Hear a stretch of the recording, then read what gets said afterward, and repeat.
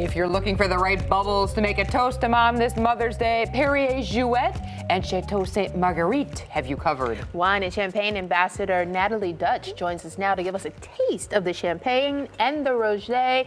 Natalie, what is in the name? Please tell us. Yes, okay, so normally in the French language we drop the consonant in Jouet, but because there's an umlaut over the E here, we are going to pronounce it. It's Perrier Jouet. Oh, is that what that thing is called? So I said it right. Umlaut. Okay. And it is two names put together. Perrier Jouet started in 1811 when Pierre-Nicolas Perrier fell in love and married Rose Adelaide Jouet. Is that the Perrier like the water? No, no Okay, affiliation. no relation. Okay, just had to ask. Okay, go ahead. But yes, they had this mutual love for champagne. They started their home right in the heart of Champagne in Epernay, north of the Côte de Blanc region, known for its chalky soils and the Chardonnay grape. So they've been making floral and intricate champagnes for well over 200 years. I love the rosés. I've gotten really into rosés and then the sparkling rosés. What's the difference?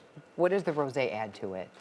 Oh, very interesting question. A rosé is when we're adding black or red skinned grapes and combining them together to create a beautiful color. And there's a couple different techniques to do that. But first, I wanted to have you taste the Blaison Rosé. Ooh, yes. Here. So that's going to be the sparkling We one would in the love that. floral Okay, glasses. beautiful. And the Blaison Rosé was inspired by a prestige cuvée that was created in 1955 with the idea that rosé doesn't have to be with dessert. It can be at any point in your meal, yeah. beginning to end. So you were going to show us how to pour yes, it, right? Oh, yes. Absolutely.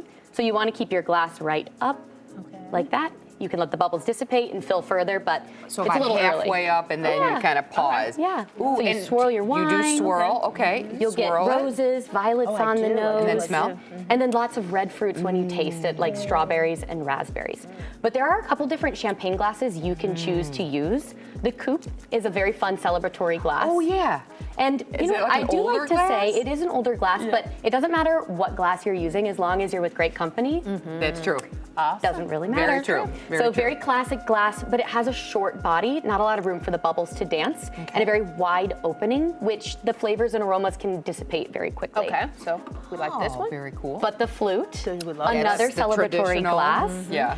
Also, lots of space for the bubbles to grow, so that's a great option, but a very small opening. Not a lot of room to swirl and smell. No. And that's why the tulip is a wonderful selection, because it has an open bowl. Cheers. Yes, cheers. Room for the bubbles and a nice tight opening at the top. That's wonderful. Does each glass, like, would one be for a wedding, You know, an engagement, or I'm does it not actually matter? going to be using a coupe at my own wedding coming up, and I'm doing a champagne tower. Because that wouldn't really work with this glass.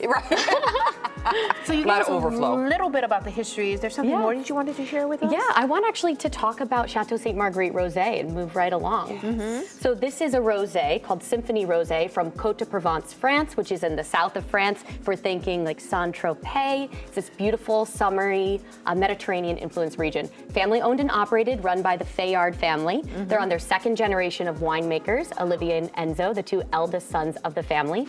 And we are a Cru Classé, which means we have the highest designation in the region, meaning we have that great family influence, the great terroir, and we have great grapes as well. Oh, fantastic. And you were going to demonstrate for us how the rosés are made. Yes, exactly.